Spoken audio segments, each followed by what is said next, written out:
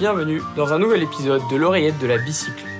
Au cours de cette prochaine heure, vous allez découvrir l'histoire d'un invité au parcours singulier, passionné de vélo, qui comme vous et moi y consacre une partie de sa vie. Durant cette conversation, nous allons infiltrer l'oreillette de celles et ceux qui font le cyclisme d'aujourd'hui et de demain. Du coureur à l'organisateur, en passant par le mécano ou le préparateur, vous allez apprendre et progresser au travers de leur histoire, mais aussi de leurs conseils.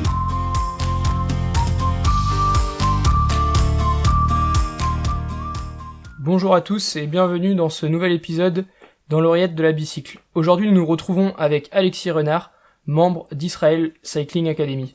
Bonjour Alexis, ça va ? Bonjour, ça va, très bien. Alors, on va évoquer un peu ton parcours cycliste en commençant par l'enfance et puis en arrivant ensuite à ta carrière en World Tour. Je voulais te demander déjà quel était ton premier souvenir cycliste qui remonte à l'enfance. Mon premier souvenir cycliste, je pense, c'est quand j'ai été acheter mon premier vélo, parce que je m'en souviens très bien. J'avais un peu poussé mes parents pour pouvoir en acheter un, donc je pense que c'est le moment où on a été acheter mon tout premier vélo, et après j'ai pu commencer à courir et aller dans un petit club à côté de chez moi, et puis ça a démarré comme ça. C'est à quel âge que tu as eu ce premier vélo ? Je devais avoir 13 ans. Et Après, comment ? c'est quelque chose que tu as toujours voulu faire, le vélo ? Non, en fait, je me suis abîmé les ligaments croisés au foot, et je devais faire juste un sport porté, donc soit la natation, soit le vélo, pendant un an, pour que mon ligament se remette. C'était pas opérable encore à l'âge là. Donc j'ai toujours aimé le vélo un peu comme tout le monde. Après, j'aimais bien le sport, donc après le Tour de France, j'allais faire du vélo. Donc je pense que voilà, j'ai décidé de faire du vélo par défaut au départ, et puis les résultats sont arrivés assez vite, et puis j'ai commencé à prendre du plaisir, donc j'ai continué, quoi. Justement, ta sœur évolue en première division en foot à l'en avant de Guingamp, si je me trompe pas. Ouais. Et donc toi, t'es arrivé au vélo un peu à défaut, mais t'as jamais voulu revenir au foot, essayer un autre sport. Le vélo t'a vraiment accroché directement ? Ouais, bah c'est vrai que j'ai eu des résultats on va dire que j'arrivais à me montrer assez rapidement, donc c'était presque naturellement que j'ai continué, puis j'ai commencé à prendre vraiment du plaisir sur le vélo, donc à partir du moment-là, j'ai continué, mais puis c'est vrai que c'est un sport qui coûte un peu plus cher que le foot quand même, donc au niveau des parents, il a fallu les convaincre aussi, mais non, c'était vraiment plaisant de continuer le vélo. T'as mis du temps à réussir à convaincre tes parents de t'acheter ce premier vélo ? Ah, d'acheter le premier vélo, ils ont pas trop eu le choix, puisque je devais faire soit de la natation, soit le vélo, donc non, pas vraiment, mais c'est surtout après, quand je l'ai eu, puis ils ont vu que ça commençait à bien marcher aussi, donc ils ont aussi trouvé du plaisir là-dedans, et puis ils m'ont suivi. C'est un choix qu'ils doivent pas regretter actuellement, du coup. Maintenant, quand ils me voient sur les courses maintenant, c'est sûr que je pense pas qu'ils regrettent. Après, c'est sûr qu'il y a de l'investissement aussi personnel et familial, donc quand ils voient le travail que c'est sûr qu'ils sont super heureux. Ensuite, dans les rangs juniors, t'étais au CC Planquette, c'était des bonnes années pour toi également ?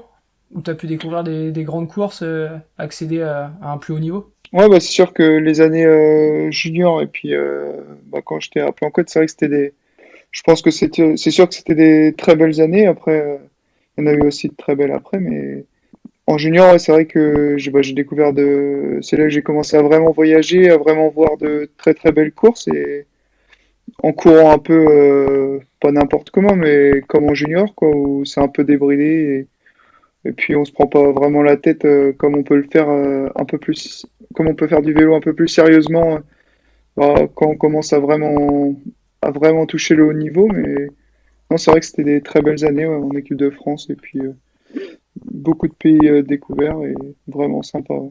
Et ensuite, t'as intégré l'équipe Côte d'Armor Marie-Morin. En intégrant cette équipe, t'avais déjà la volonté de passer professionnel ? Bon, c'est sûr que je l'avais dans un coin de ma tête. Après, c'était pas forcément l'objectif premier. C'était surtout voilà, après, j'allais à l'école aussi, donc c'était pas vraiment. C'était forcément. J'avais envie de passer professionnel, mais si ça se faisait pas, c'est pas non plus un drame, quoi. Donc, Bon, après, c'est sûr qu'au fil des années, on commence à voir que on peut peut-être toucher du bout du doigt, on touche du bout du doigt le monde professionnel, et puis on se rend compte qu'on met un pied dedans, et puis que ah bah ouais, c'est quand même un beau métier, donc au final, on se prend au jeu, et puis maintenant, bah voilà, je suis passé professionnel, donc. Mais ça a jamais été une obligation pour moi de me dire tu dois passer professionnel, et si tu le passes pas, ce sera un échec, quoi. D'accord, ça a toujours été quelque chose en plus, un bonus, on va dire, pour toi. Ouais, c'est ça, c'était la continuité un peu, quoi. Si ça se fait, bah c'est très bien. Après, j'ai eu l'occasion, voilà, de passer, donc c'est super. Et donc, ensuite, tu es devenu champion de France en 2019, champion de France amateur à la FOSIR. C'est vraiment ce moment-là, tu penses, qui a été décisif pour toi et qui t'a permis de passer à l'échelon supérieur? Ouais, c'est sûr que ça a été un gros déclic pour moi et pour les équipes aussi, qu'on commence à vraiment s'intéresser à moi. Et alors, c'est vraiment une grande vitrine, hein, le championnat de France. Il y a toutes les équipes pro qui sont là à regarder la course et qui regardent les résultats. Donc, c'est sûr qu'un champion de France, surtout assez jeune comme j'ai pu l'être, ça marque quand même. Donc, ouais, je pense que ça a été un déclic quand même pour les équipes. Ouais. Et justement, donc ensuite t'as intégré Israel Cycling Academy puisque c'était on va dire, tu faisais partie de Côte d'Armor qui était l'équipe réserve un peu d'Israël. Pourquoi avoir choisi cette équipe? T'avais pas de contact en France ou c'était naturel pour toi de continuer dans la continuité, on va dire, de ton équipe formatrice? Ouais, pour moi, c'était la continuité, oui et non, mais je veux dire, je voulais vraiment une équipe étrangère déjà. Ça, c'était, je voulais vraiment aller à l'étranger pour déjà découvrir autre chose, et voir, apprendre la langue aussi, et puis voir autre chose, quoi, tout simplement. Mais aller à l'étranger, c'était vraiment quelque chose qui me motivait vraiment. Donc, j'ai choisi Israel Cycling Academy et Israel Startup Nation maintenant pour évoluer, et c'est pas un choix que je regrette du tout. T'avais d'autres contacts dans des équipes étrangères ou c'était la seule équipe étrangère du coup dans...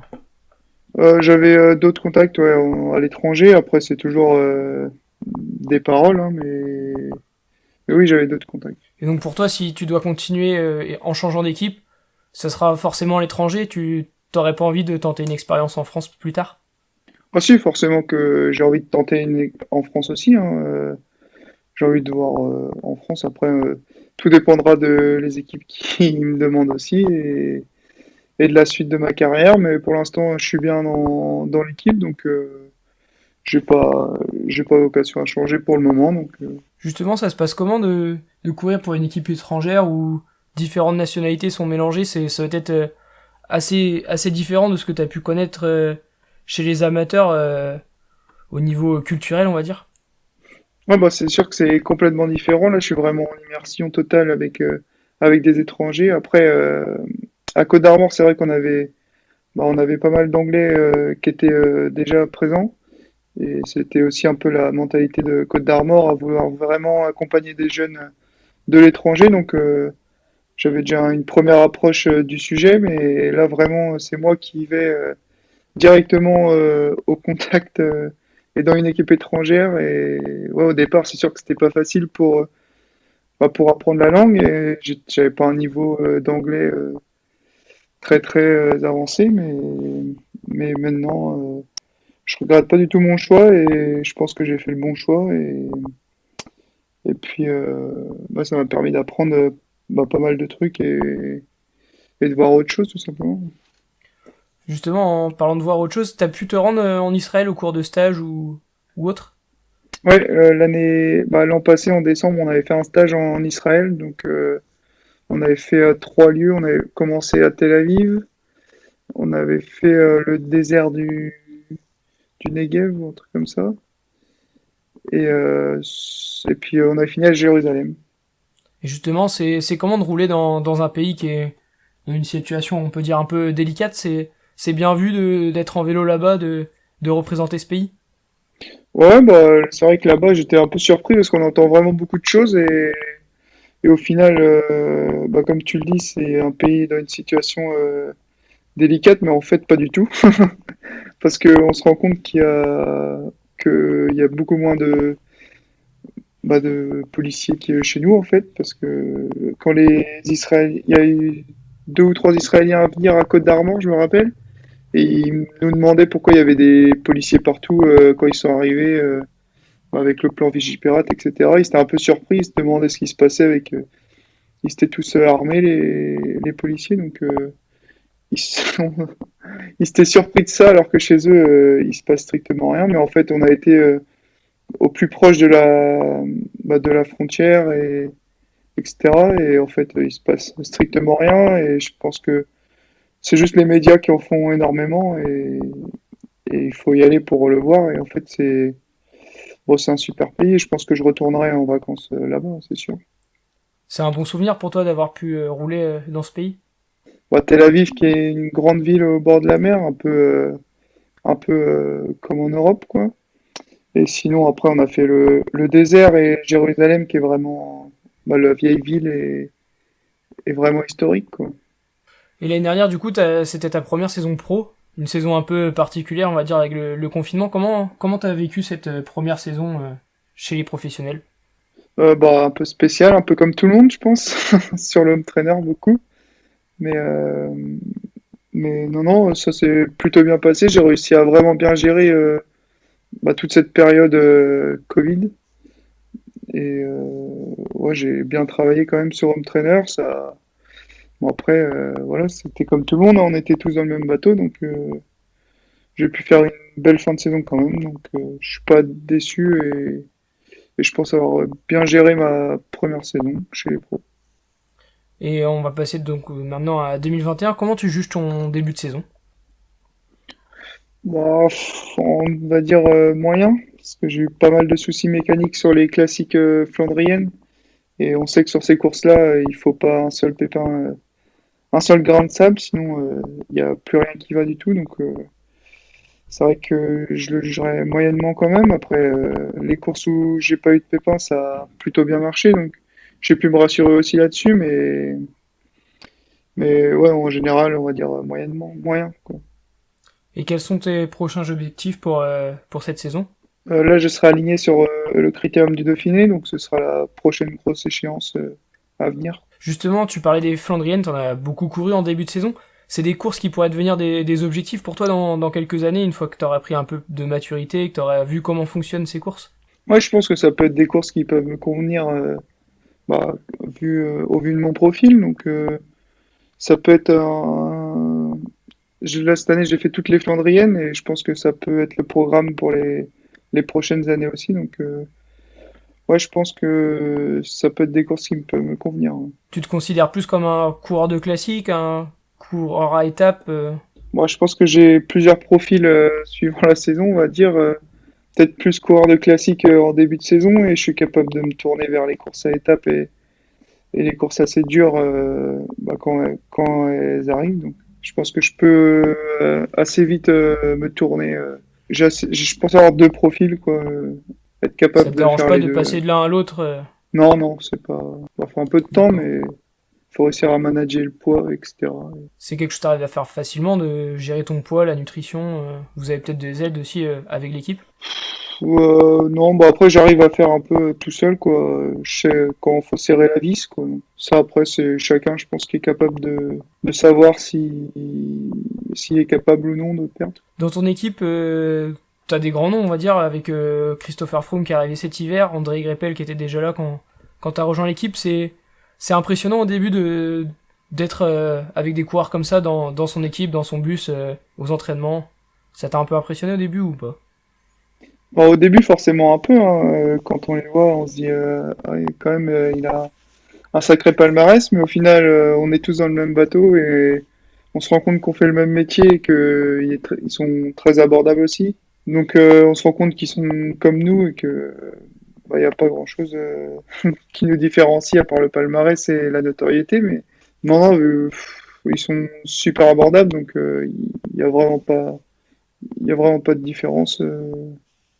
Après quelques jours, ça devient des collègues de travail, quoi, en fait. T'as pu recevoir un peu de conseils de leur part que ce soit pour se placer dans le peloton, au niveau tactique, etc. Ouais, bah beaucoup, hein. Là, c'est vrai que j'étais toutes les classiques avec Seb Van Mark, donc il a toujours les bons mots et les bons conseils à donner, et c'est vrai que bah on a toujours envie d'écouter et de suivre ses conseils parce que bah, c'est quand même des mecs qui ont gagné des courses et qui savent gagner, donc je pense que c'est des bons exemples à suivre. Au niveau World Tour, on imagine que la pression est un cran supérieur à ce que tu as pu connaître chez les amateurs, puisqu'il y a, on va dire, la question des points UCI, du résultat, de vouloir se montrer pour garder son contrat pour la saison suivante. C'est quelque chose que tu arrives bien à gérer, cette pression? Ouais, moi j'ai pas de souci avec ça. Peut-être dans les prochaines années, hein, je sais pas du tout, mais moi ça m'a pas du tout choqué bah, cette pression comme tu dis. Mais ouais, pour moi je la gère bien, donc j'ai pas de souci trop là-dessus. Après c'est vrai que c'est complètement différent du monde amateur aussi, hein. J'ai tendance à dire que c'est pas le même sport, mais ça court complètement différemment et ça roule beaucoup plus vite. Donc ouais, j'ai complètement découvert une autre façon de faire du vélo, presque. En quoi tu trouves que c'est une façon différente de faire du vélo? Ouais, je veux dire, déjà, ça roule, c'est beaucoup plus contrôlé. En amateur, ça va attaquer presque tout le temps. Si tu es pas dans l'échappée, la course, elle est presque terminée. Là, chez les pros, être dans l'échappée, c'est pas, je vais pas dire que c'est une erreur, mais si celui qui veut jouer un truc dans le final, il sait que ça va revenir sur le final, donc ça va mettre en route de plus en plus fort dans la dernière heure et dernière heure et demie, des fois dans dans les deux dernières heures sur les classiques, donc ouais, c'est complètement différent, c'est beaucoup plus contrôlé, quoi. C'est une manière de courir qui te correspond mieux, qui te plaît plus, ou tu préférais la façon de courir chez les amateurs qui est un peu plus explosive, justement? Bon, c'est différent, mais ça me dérange pas forcément, quoi. C'est vraiment une autre manière de courir, quoi. Après, il faut être vraiment super bien dans le final aussi pour pouvoir suivre et essayer de jouer quelque chose, quoi. Mais parce que ça roule vraiment vite. Mais non, c'est une manière de courir qui me convient aussi, quoi. Et il faut avoir, enfin, faut être présent dans le final, mais du coup, ça devient plus tactique que chez les amateurs, ou justement, chez les amateurs, c'est plus tactique parce que faut réussir à prendre la bonne échappée au bon moment. Alors que chez les professionnels, on peut dire que, on sait qu'il faut être là en fin de course et il y a peut-être plus de tactique chez les amateurs que chez les professionnels. Tu vois ça comment? Ouais, ça c'est possible, ouais, mais après c'est vrai que chez les pros ça se fait beaucoup bah, à la pédale comme on dit et il y a rarement de surprises sur ceux qui sont devant, quoi. Donc c'est vraiment à la pédale, quoi. C'est vrai que chez les amateurs faut être un peu plus malin, peut-être un peu plus filou, mais ouais, chez les pros ouais, c'est vrai que ça se fait vraiment dans le final et bah à la patte comme on dit. Tout à l'heure, tu disais que pour toi, que ce soit des épreuves d'un jour ou des épreuves à étapes, t'arrives à assez facilement t'adapter. Mais après, quel type de coureur tu te définirais comme un rouleur, un sprinter, un grimpeur? Ce serait quoi pour toi ta meilleure disposition? On va dire coureur de Flandrienne quoi. Je sais pas trop comment, peut-être puncher, sprinter, rouleur, on va dire. D'accord, un peu complet Bah, c'est en... sûr que, ouais, un peu complet, hein. Parce que Et j'ai une tu bonne penses... pointe de vitesse, je peux aller assez vite sur le plat. Voilà. Difficile de se mettre, difficile de se mettre dans une case quand même. C'est un peu le cas de plus en plus de coureurs, comme on peut le voir avec Wout van Aert par exemple, qui est un peu excellent partout. Aujourd'hui, c'est important d'être bon partout quand on est coureur professionnel. Bah, il faut savoir à peu près tout faire, quoi, parce que si on est sur une course à étapes, on sait qu'il va y avoir de la montagne, et, bah, il faut quand même pouvoir passer l'école malgré tout. On peut pas se dire je reste sprinter et je veux pas aller monter l'école, quoi. Ouais, faut être assez complet quand même. Et dans les années futures, tu voudrais plus t'orienter vers un type de course de faculté, ou t'aimerais essayer de rester assez complet et pouvoir faire l'équipier sur certaines épreuves et être leader sur d'autres? Ouais, essayer de rester complet. Après, je pense pas avoir une assez grosse pointe de vitesse pour gagner un sprint massif. Je suis pas assez rapide pour gagner un chrono et je suis pas assez puncher pour gagner sur une arrivée vraiment très dure. Donc, faut essayer de jouer sur tous les tableaux, quoi, on va dire. Voilà, comme un peu sur les courses flandriennes, je dirais, ou trucs comme ça, quoi. Depuis que t'es passé professionnel, ton entraînement a changé, tu vois des différences sur tes semaines d'entraînement entre ce que tu t'effectuais chez les amateurs et ce que tu effectues désormais chez les professionnels? Bah déjà, j'ai arrêté les cours, donc ça me permet d'avoir plus de temps pour bah, déjà pour faire du vélo et pour récupérer. Après, ouais, c'est sûr que chez les pros, ça change totalement. Il y a bon, allez, je fais plus d'heures et je récupère mieux, donc c'est deux choses déjà, deux choses différentes. Mais bon, après, il n'y a pas beaucoup de changements, je dirais, bah, sur les exercices. T'es suivi par un entraîneur de l'équipe ou c'est un entraîneur à toi que Ouais, tu... j'ai un entraîneur dans l'équipe. Comment s'organise, on va dire, une semaine type d'entraînement pour toi lorsque t'es pas en compétition? Bon, ça va être une sortie le lundi un peu cool, on va dire. Après une séance spécifique en général. Après une sortie longue, on va dire une journée de repos. Après une sortie encore un peu longue mais cool. Et deux sorties spécifiques encore, quoi. Et les Donc, semaines avant les courses que t'effectues toujours un petit moment de coupure pour surcompenser ou comment ça se passe lorsque tu sais qu'une course approche? ouais, j'essaie de faire quand même 2 jours en levant le pied. Et ouais, souvent c'est ce que je fais. Ouais. D'accord. Et tu sens la différence quand quand tu lèves le pied un peu ou quand tu continues Moi, je suis quelqu'un qui marche beaucoup sur la fraîcheur, donc ouais, je sens quand même quand je fais des jours repos, je sens direct les bénéfices du travail, quoi. Et ce serait quoi ton entraînement préféré, on va dire, dans les entraînements spécifiques que tu peux effectuer? C'est quoi l'entraînement où t'es content, on va dire, de partir sur le vélo pour le faire?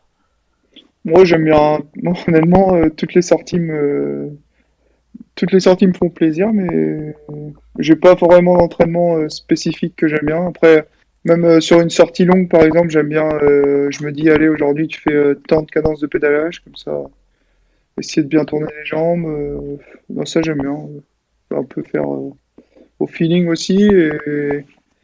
Et non, les exos, ouais, faire bah, en anglais, en français, c'est bah, tourner les jambes en gros, quoi. C'est ça.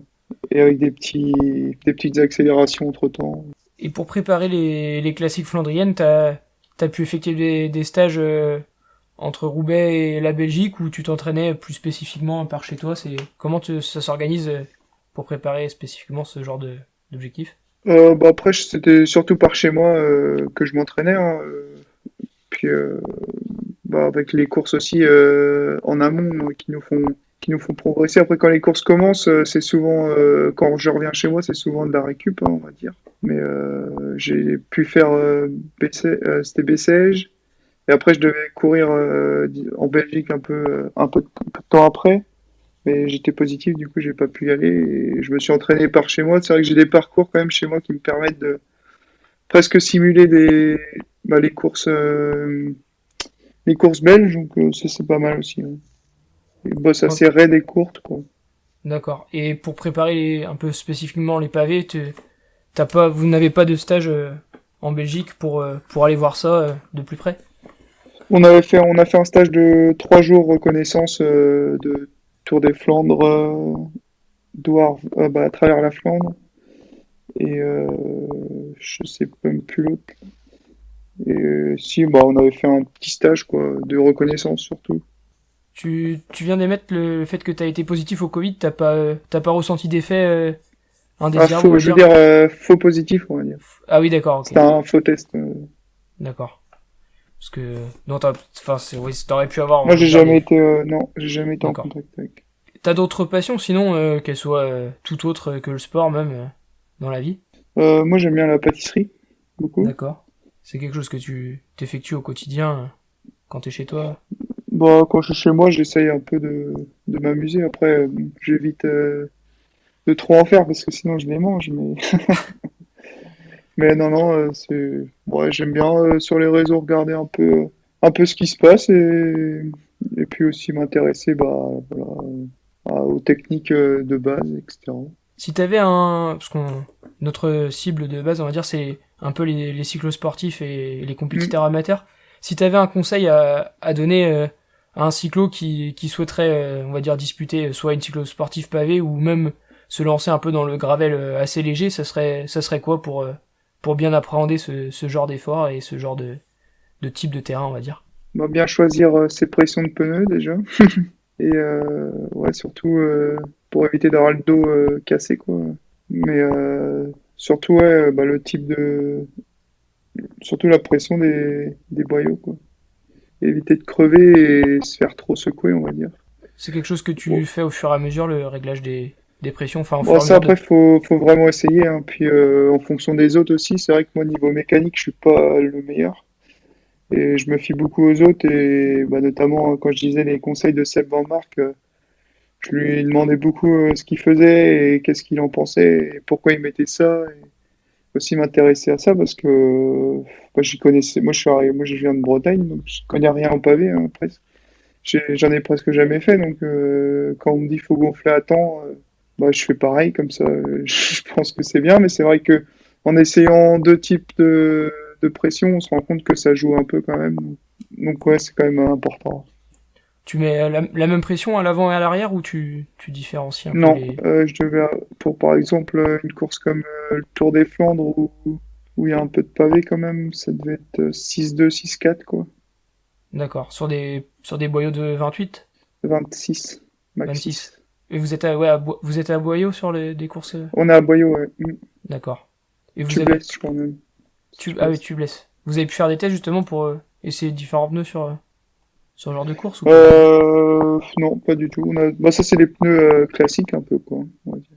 Et avec Seb Van Mark, qui est habitué à ce genre de course, il donne d'autres conseils comme se placer dans le peloton à tel moment de la course, etc. C'est quelque chose dont tu peux retirer des conseils aussi sur ce genre de course avec lui. Ah bah complètement, parce que c'est des courses qu'il connaît par cœur, et il habite pas très loin, donc il sait, il connaît toutes les routes et il sait qu'à ce moment-là, il faut être placé. Après, on sait que sur ces courses-là, il n'y a pas beaucoup de moments où on peut être derrière quand même. Donc, au bout d'un moment, il faut être placé tout le temps et puis ça se fait par l'arrière. Mais ouais, c'est sûr qu'il donne pas mal de conseils ouais, sur le placement et sur les routes. Et si, pour finir un peu, si tu avais quelqu'un que tu souhaiterais entendre sur notre podcast, qui ça serait et que tu pourrais nous conseiller d'aller interviewer? Bah, d'autres coureurs cyclistes professionnels, hein, je pense que. Mais après, un nom, je sais pas, peut-être un directeur sportif ou pour avoir une autre approche aussi du cyclisme. Bah, dans la file des voitures, presque. Et par exemple, un directeur sportif, t'aurais une idée d'une personne qui pourrait être intéressante? Bon, Lionel Marie, je pense que il a l'expérience de l'étranger et de la France, donc je pense qu'il peut être intéressant, hein. Puis c'est quelqu'un de bien. Bah, merci pour cette recommandation. Merci à toi pour cette petite entrevue. Merci à vous. Et si vous souhaitez être accompagné dans votre progression cycliste et rejoindre un club motivant pour avoir des conseils et des suivis personnalisés, n'hésitez pas à nous rejoindre sur le club La Bicycle. Vous retrouverez tous les liens dans la description, ainsi que les liens de notre invité, donc Alexis Renard, et de son équipe Israel Startup Nation. Et si vous avez aimé ce podcast, n'hésitez pas à nous encourager, à laisser une petite note 5 étoiles ou un commentaire, ça prend pas de temps, pas beaucoup de temps, et ça nous encourage pour la suite.